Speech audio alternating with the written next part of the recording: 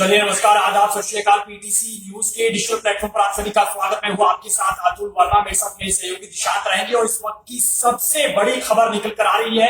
देश के शिक्षा मंत्री धर्मेंद्र प्रधान ने अपने पद से इस्तीफा दे दिया है और जंतर मंतर पर पिछले कई दिनों से जो धरना प्रदर्शन चल रहा था, सब युवाओं की आखिरकार जीत हुई है, सरकार झुकी है और शिक्षा मंत्री ने अपना इस्तीफा दे दिया है।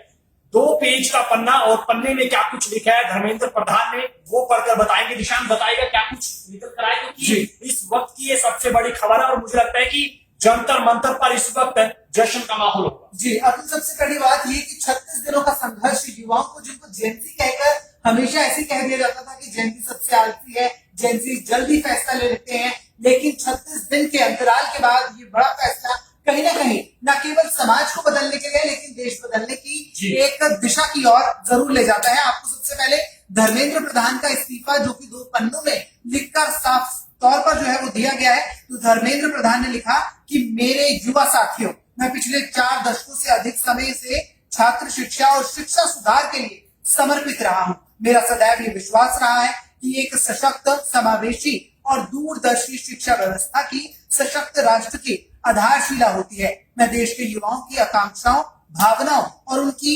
नियोजित अपेक्षाओं का गहरा सम्मान करता हूँ। भारत की युवा पीढ़ी के सपनों को साकार करना हम सभी के राजनीतिक एवं सामाजिक जीवन का नैतिक संकल्प रहा है। आदरणीय प्रधानमंत्री के नेतृत्व में जिस तरह से राष्ट्र की सेवा करने का जो अवसर मुझे मिला, उसके लिए मैं प्रधानमंत्री का आभार करता हूँ। किंतु 3 मई 2026 को हुई नीट यूजी परीक्षा के सामने आई अनियमितताओं जो पाई गई, वही भारत सरकार ने इसको तुरंत संज्ञान में लेते हुए जांच सीबीआई को सौंपी और परीक्षा को रद्द किया एवं पुनः परीक्षा की तिथि घोषित की गई। इसके साथ ही अगले वर्ष में इस परीक्षा को सीबीटी यानी कि कंप्यूटर बेस्ड टेस्ट के मोड में कराने का अब निर्णय लिया गया है। इस दौरान हमारी प्रमुख प्राथमिकता ये रहेगी कि 20 लाख से अधिक छात्रों की परीक्षा सुचारू रूप से आयोजित की जाए। इसके लिए होल ऑफ गवर्नमेंट अप्रोच के तहत काम किया गया है। साथ ही भारत सरकार के साथ राज्य सरकार, विशेष जिला प्रशासन की महत्वपूर्ण भूमिका रहेगी। साथ ही छात्रों, अभिभावक और माता पिता के सहयोग से 21 जून 2026 को यह परीक्षा पूर्ण हुई। पहले ही दिन इस पर मैंने जिम्मेदारी ली और इस परिस्थिति से मुंह नहीं मोड़ा। मेरा ये संकल्प था कि हम किसी भी मेधावी छात्र की संभावना परीक्षा माफिया के कारण खराब नहीं होने देंगे, किसी भी छात्र के साथ अन्याय नहीं होने देंगे। 16 जुलाई को घोषित नीट यूजी के परिणाम संतोषजनक रहे, जिससे गरीब पृष्ठभूमि से आए कई मेधावी छात्र भी सफलता मिली है। परंतु इस दौरान भी कई छात्रों को गुमराह करने के लिए जिम्मेदार पदों पर बैठे व्यक्तियों ने बाधा डालने की कोशिश की, जिससे मन अत्यंत व्यथित जो है वो हुआ है। पहले पेज का पन्ना था, पहले पेज का पन्ना, और ये 2 पेज के पन्नों का अगर मोटा मोटा यहाँ पर संक्षिप्त विवरण अगर निकाला जाए तो निकल कर यही आता है कि शिक्षा मंत्री खुद इन चीजों को मान रहे हैं। हालांकि बहुत सारी चीजों का बखान वो कर रहे हैं, लेकिन गलती वो मान रहे हैं। और नीट परीक्षा में किस तरीके से बहुत बड़ी गड़बड़ी हुई, बहुत बड़ी चूक हुई, उसको भी उन्होंने स्वीकार किया और आखिरकार इस्तीफा उन्होंने अब से कुछ चंद मिनट पहले दिया और ये 2 पन्नों का इस्तीफा निकल कर आया। और ये बहुत बड़ी जीत जेनजी की, युवाओं की, जिनको सीजेआई ने कॉकरोच कहकर बुलाया था, एक शब्द उन्होंने कहा था, जिसके बाद ये पूरा का पूरा आंदोलन शुरू हुआ और आखिरकार सरकार झुकी। जी अतुल, इसके बाद जो दूसरा पन्ना है वो बहुत इंपॉर्टेंट भी है, न केवल युवाओं के लिए, लेकिन एक देश की राजनीति में या फिर देश में चल रहे किसी भी कार्यक्रम को पलटने के लिए, क्योंकि शिक्षा मंत्री ने खुद अपने अक्षरों का इस्तेमाल करते हुए जिस तरह से ये संवाद लिखा है, उसमें दूसरे पन्ने में महत्वपूर्ण चीजें लिखी गई है। मैं अपने दर्शकों को बता दूं, जिन्होंने अभी तक हमें लाइक या सब्सक्राइब नहीं किया है, वो हमारे पेज पर अगर नए हैं तो कृपया करके अपना लाइक जो है वो जरूर दें और कमेंट के माध्यम से अपनी प्रतिक्रिया भी रखें। दूसरे पेज की बात करें तो उसमें लिखा गया है कि मैं सदैव हमारे प्रजातंत्र की शक्ति से अटूट विश्वास रखने वाला हूँ और युवाओं की आकांक्षाओं, सपने और अपेक्षाओं का गहरा सम्मान भी करता आया हूँ। वह केवल भारत का भविष्य ही नहीं, बल्कि एक नए विकसित भारत के वाहक, निर्माता और भविष्य के शिल्पकार भी हैं। पिछले 10 दिनों का घटनाक्रम देखकर मेरा मन दुखी है। ये मेरे लिए व्यक्तिगत प्रतिष्ठा का एक विषय नहीं है। भारत की युवा शक्ति ही इस देश की असली ताकत है। अतुल, ये एक लाइन बहुत कुछ बयां कर रही है कि किस तरह से, किस प्रेशर के बाद ये रेजिग्नेशन जो है वो लिखा देखिए गया, पूरा प्रेशर था और इस प्रेशर के बाद ही आखिरकार धर्मेंद्र प्रधान को पीछे हटना पड़ा और कैबिनेट से अपने पद से इस्तीफा देना पड़ा। और ये इस वक्त की सबसे बड़ी खबर है जब किसी चलती सरकार में कोई केंद्रीय मंत्री इस्तीफा दे दे और इतने बड़े बवाल के बाद, क्योंकि लगातार ये मांग की जा रही थी, चाहे अभिजीत दीपके का जिक्र कर लिया जाए, विपक्ष के तमाम नेताओं का जिक्र कर लिया जाए, नेता विपक्ष राहुल गांधी का जिक्र कर लिया जाए, जो कि लगातार युवाओं को लेकर आ रहे थे और लगातार ये डिमांड रख रहे थे कि ना सिर्फ शिक्षा मंत्री का इस्तीफा हो, जो लोग पीड़ित हैं इन नीट परीक्षा से उनको 1-1 करोड़ रुपए का मुआवजा दिया जाए और प्रधानमंत्री नरेंद्र मोदी खुद आकर जिस तरीके से लाठीचार्ज जंतर मंतर पर हुआ उसको लेकर माफी भी मांगे। तो क्या माफी भी मांगी जाएगी दिशा? ये अपने आप में बड़ा जी अतुल, मैं इस पन्ने की आगे की लाइन भी आपको बताना चाहूंगा। इसमें आगे लिखा गया है कि भारत की युवा शक्ति ही इस देश की असली ताकत है। देश की युवा शक्ति को भ्रम के क्रूर चक्र में फंसने नहीं देंगे, यही मेरा संकल्प है।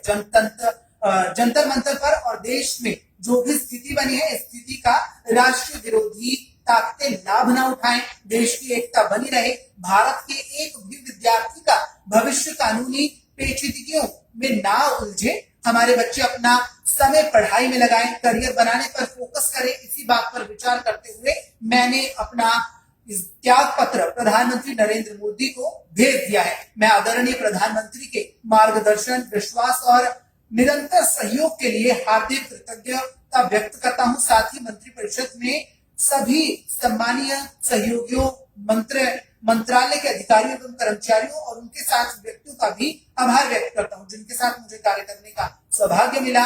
राष्ट्रीय सेवा में मेरी जीवन की सर्वोच्च प्राथमिकता है और मैं इसके लिए सदैव समर्पित रहूंगा।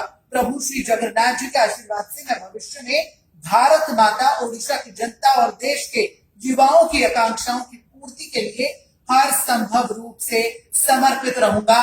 धन्यवाद धर्मेंद्र, आपका धर्मेंद्र प्रधान। धन्यवाद नहीं था, लेकिन आपको बता दें कि इस तरह दौरान जो भी चीजें लिखी गई है वो कहीं ना कहीं बताती है कि युवा शक्ति सबसे बड़ी शक्ति होती है, ना केवल एक देश के लिए बल्कि एक समाज के लिए भी। एक सही मैसेज कहीं ना कहीं गया है पूरे देश में और तमाम राज्यों में भी कि अगर किसी राज्य में भी अगर पेपर लीक होता है छोटे स्तर पर भी, तो गाज कहीं ना कहीं राज्य के मंत्री पर भी गिर सकती है, क्योंकि देश के शिक्षा मंत्री पर गाज गिर चुकी है। बेशक उन्होंने पीछे हटकर इस्तीफा खुद यहाँ पर स्वीकार किया और अपना इस्तीफा प्रधानमंत्री नरेंद्र मोदी को सौंप दिया, लेकिन दबाव कहीं ना कहीं उन पर था और खुद ही उन्हें पीछे हटना पड़ा। और ये इस वक्त देश का जो सबसे बड़ा जेनजी का अगर कहा जाए युवाओं का सबसे बड़ा आंदोलन जो जंतर मंतर पर अभी फिलहाल चल रहा है, ये प्रदर्शन अब कहां जाके और कब समाप्त होगा? क्या इस इस्तीफे के बाद एकदम से ये प्रदर्शन खत्म हो जाएगा या फिर एक और जो डिमांड की गई है मुआवजे की और इसके अलावा प्रधानमंत्री नरेंद्र मोदी जो पुलिस की तरफ से बर्बरता की गई जंतर मंतर पर उस पर माफी मांगेंगे या नहीं? क्योंकि 2 वीडियो प्रधानमंत्री नरेंद्र मोदी की तरफ से दिशा निकल कर आई। लेकिन मैं आपको रोकना चाहूंगा इस पूरे मुद्दे पर लेकर। जिस तरह से अगर हम लाइव कर रहे हैं तो कई लोग कमेंट भी कर रहे होंगे, तो अतुल अगर मैं बात करूं आपकी पहली प्रतिक्रिया क्या होगी? क्योंकि जिस तरह से इतनी बड़ी सरकार ने, जिसने बीते दिनों राजनीतिक गलियारों में बहुत चर्चाएं कमाई, वहीं प्रधानमंत्री का पहली बार इस तरह के मुद्दे पर सामने आना और देर रात अपना मैसेज जारी करते हुए युवाओं को अपने हक की बात के लिए, अपनी हक की लड़ाई के लिए, चीजें के लिए समर्थन करना, तो आप इसको किस तरह देखते हैं? आपका पहली प्रतिक्रिया क्या होगी? क्योंकि अभी तमाम नेताओं की प्रतिक्रियाएं आने शुरू हो जाएंगी। बिल्कुल, देखिए राजनीतिक गलियारे की सबसे बड़ी खबर बन चुकी है। निशान देखिए, ना सिर्फ तमाम नेताओं की तरफ से प्रतिक्रिया निकल कर आएंगी, जंतर मंतर पर जितने लोग बैठे हैं जो उस वक्त वीडियोस बना रहे थे या अभी भी वीडियोस जारी करते हैं, उनकी तरफ से भी प्रतिक्रिया निकल कर आएंगी। लेकिन मुझे लगता है कि इस पूरे विवाद पर, इस पूरे मुद्दे पर शिक्षा मंत्री को खुद पहल कर आगे आना चाहिए था, जो कि वो नहीं आए। 36 दिन बीत गए, प्रधानमंत्री नरेंद्र मोदी भी आए और वो भी बहुत लेट आए और वो भी उन्होंने सुझाव मांगे। ये सिर्फ अतुल का सुझाव हो सकता है। बिल्कुल, उन्होंने जिस तरीके से अपनी प्रतिक्रिया दी कि मैं युवाओं को ये अपील करता हूँ, या फिर हम जिस तरीके से नीट परीक्षा में गड़बड़ी हुई उसको लेकर कानून बनाएंगे, संसद में लेकर आएंगे सोमवार को, तो ये सब चीजें आप उस वक्त कर समय सकते लग गया थे, बहुत। उस वक्त कर सकते थे जब ये नीट परीक्षाएं इतने बड़े स्तर पर जाकर लीक हुई। उस वक्त अगर स्टैंड लिया जाता तो मुझे लगता है कि आज वाहवाही होती सरकार की भी। अब किरकिरी हो रही है प्रधानमंत्री नरेंद्र मोदी को लेकर, सरकार को लेकर, शिक्षा मंत्री का इस्तीफा हो चुका है, तो मुझे लगता है कि सरकार अब पूरे तरीके से बैकफुट पर है। जी, तो अतुल, अगर आपकी बातों से माना जाए, लेकिन सरकार का साफ कहना है कि इस दौरान जो है वो समय लगता है इन चीजों में फैसला लेने के लिए, और इसी फैसले की वजह से उनके द्वारा जो है वो ये कदम उठाने में थोड़ी देरी जो है वो हुई है। ऐसे में धर्मेंद्र प्रधान का चाहे इस्तीफा हो, हालांकि कई राजनीतिक नेताओं ने इस तरह के बयान दिए कि युवा नहीं चाहते इस्तीफा, ये तो सिर्फ राजनीतिक दलों की एक मिलीभगत है, वो चाहते हैं इस तरह। देखिए, हर मुद्दे पर राजनीति स्वाभाविक है, एक सिक्के के दो पहलू, अगर दूसरे पहलू से सोचेंगे तो फिर इसमें राजनीति कहीं ना कहीं जुड़ेगी। लेकिन छात्रों की तरफ से आंदोलन की शुरुआत हुई थी, पॉलिटिकल पार्टी की तरफ से नहीं हुई थी, और छात्रों की ही ये डिमांड थी कि अगर इतने बड़े स्तर पर आए 2 साल बाद अगर नीट की परीक्षाएं लगातार गड़बड़ी हो रही है, लगातार लीक हो रहे हैं, तो उसमें कहीं ना कहीं सरकार जिम्मेदार है, शिक्षा मंत्री जिम्मेदार है। और स्वाभाविक रूप से अगर शिक्षा मंत्री खुद ही आगे आकर अगर इस्तीफा दे देते, अगर कोई भी बड़ा निर्णय ले लेते, तो मुझे लगता है कि आंदोलन की आवश्यकता नहीं थी। उनके बच्चे जो है घायल हुए या फिर जो भी देखिए, बच्चों की खुदकुशी की खबरें भी निकल कर आई, उसमें बहुत सारी खबरें ऐसी भी थी जो आपको बहुत भावुक कर देने वाली खबरें थी। तो ऐसे में ये आंदोलन की शुरुआत कहीं ना कहीं हुई, और युवाओं ने बताया कि युवा शक्ति क्या होती है, देश का युवा क्या कर सकता है, सत्ता परिवर्तन हो सकता है। अभी तो सिर्फ इस्तीफा हुआ है, और अब आगे चलकर क्या परिस्थितियां रहेंगी, क्या कुछ अब प्रतिक्रिया निकल कर आएंगी, ये भी देखना बड़ा दिलचस्प होगा ऋषभ जी। तो अतुल, इसी लाइव के साथ हम इसी वार्ता के साथ जो है वो इस लाइव को खत्म करते हैं, लेकिन ऐसे ही तमाम अपडेट्स के लिए लगातार बने रहिए। विशाल, एक सवाल जरूर पूछेंगे चलते चलते, जितने दर्शक जरूर जुड़े हैं, प्रतिक्रियाएं हम ले रहे हैं, लेकिन इस इस्तीफे पर अब तमाम देश भर की जनता क्या सोचती है, क्या राय रखती है, वो आप जरूर बताइएगा वीडियो के कमेंट बॉक्स में। फिलहाल के लिए बने रहिए पीटीसी न्यूज के डिजिटल प्लेटफॉर्म के साथ। दीजिए इजाजत, नमस्कार।